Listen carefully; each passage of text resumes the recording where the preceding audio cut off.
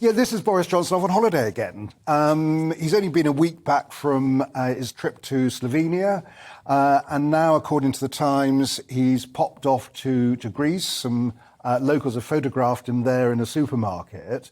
Of course, his father Stanley has got a villa there, so it may well be that's where he and Carrie have gone.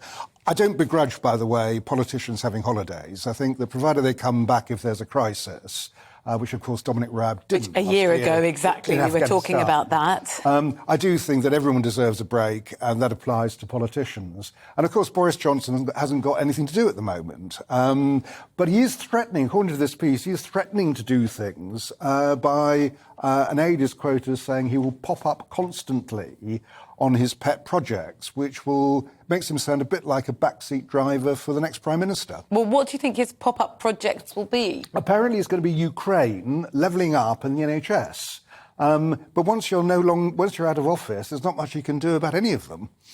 He has been instrumental in terms of what President Zelensky said in helping galvanise the West to provide more support for Ukraine.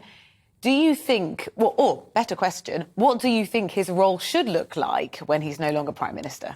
I think Prime Ministers need to do a step back and make an occasional intervention in a statesmanlike way, rather like someone like John Major does, Theresa May does occasionally.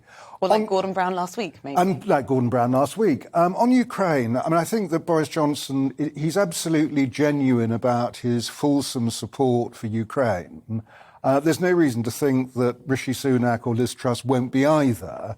And that's what I mean about being a backseat driver, that you really have to allow them to get on with it.